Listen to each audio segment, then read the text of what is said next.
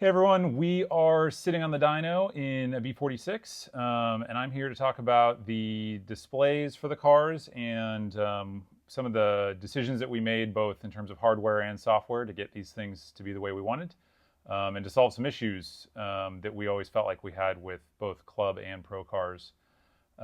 So in particular, when one of my pain points in this car was when we were running the M4 GT4s and the Audi TCRs and some other cars, Porsche as well. It was really frustrating that the display, the car would not give the driver very much information. It would give you potentially, oil pressure, water temp, things like that, some basics. And the M4, I think, was one of the better ones, but in some ways, but otherwise not. And so, like initially, for example, the car would not give you intake air temperature. So if the intercooler system failed, you didn't know. The car just went in limp mode and you had no idea why. That's particularly frustrating if you're in an endurance race. So an example that happened to us was the 24 Hours of Coda, and we had an intercooler fail internally and start leaking its water into the engine. But the car just went in limp mode, driver didn't know why, we had to bring the car in, hook up the laptop, sit there and load fault codes for 2 minutes. And meanwhile, the race is continuing and we're going down laps. So one thing that we did on this car is we ended up using 2 displays to try and get as much information as possible onto them and be able to give the driver the info that they need to make decisions and not have to basically drop out of the race. So I'm going to show you that on this car now.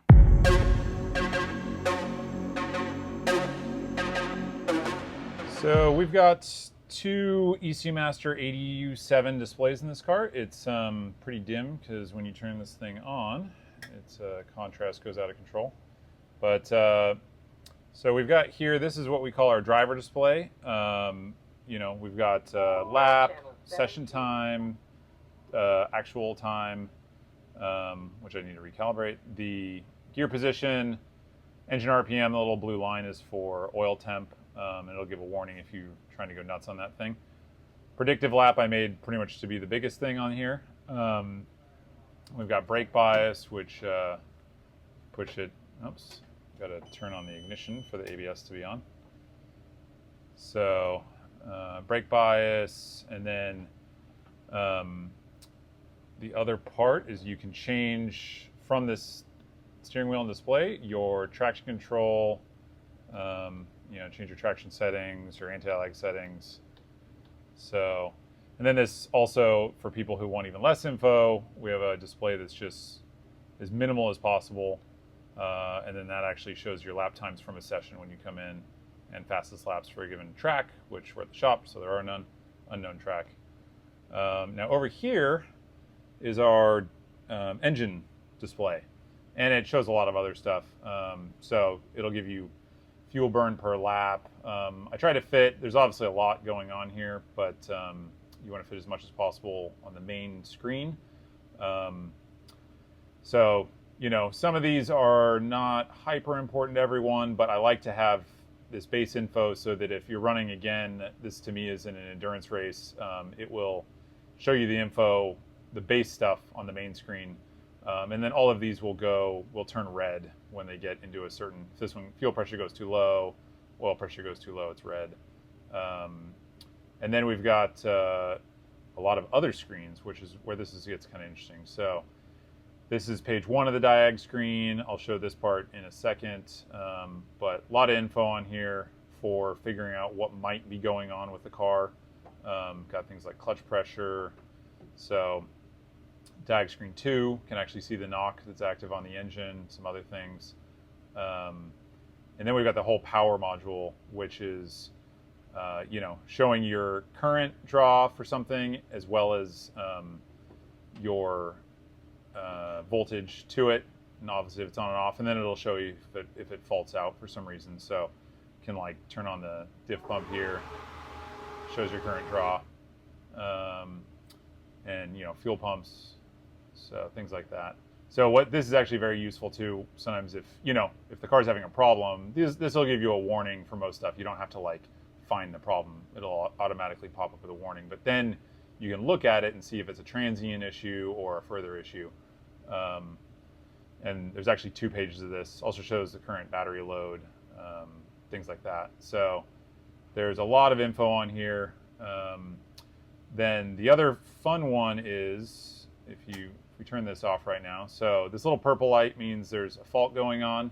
Some faults are a bigger deal than others, but in this case, that ignition also turns off the ethanol sensor, so that's why it's freaking out.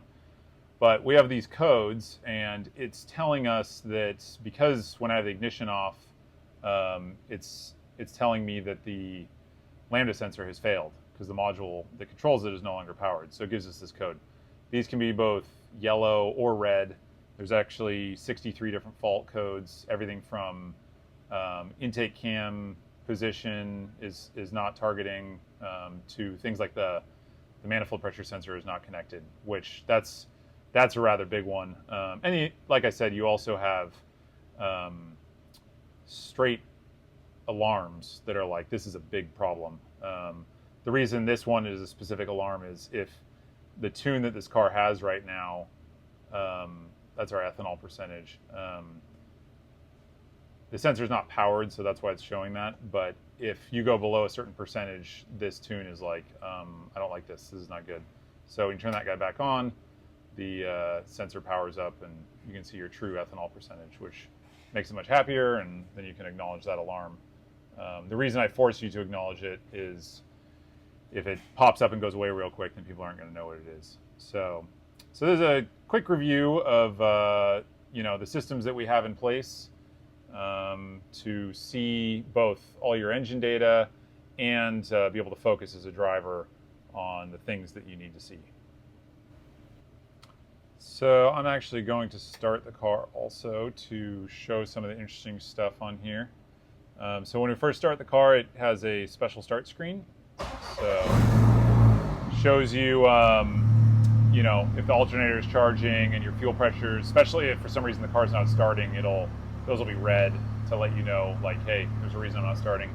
Now that it's running too, I can show you some interesting bits. So the exhaust and inlet cam aim positions versus targets. Obviously the aim varies depending on your RPM and load, but if you're having like an exhaust cam fault, it'll give you 2. It'll give you one for sensor diagnostics, and it'll give you one for actuator issues.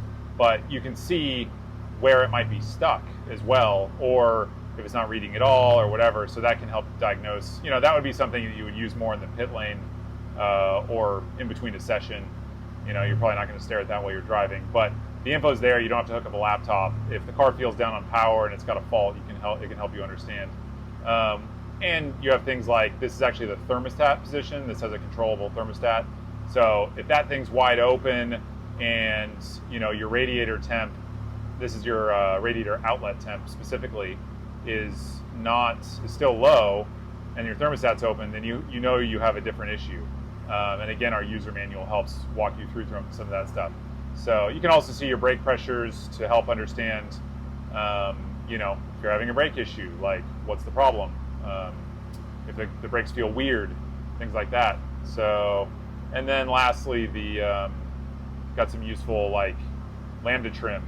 So it's showing you, versus what my tuning is, how much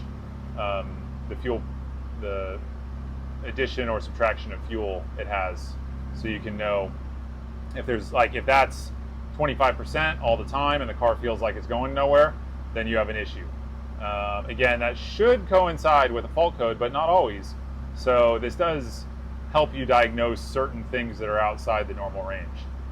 So that's some of the useful stuff. I should add on too that I like this one in particular, the battery current load. So this is showing us right now that the battery is charging. It's pulling 17 amps. When you turn this guy off, it's pulling 37 as the fuel pumps are continuing to run for a moment. And then when you crank this thing, it draws quite a few amps, 370. So yeah, so that's a interesting bit of info.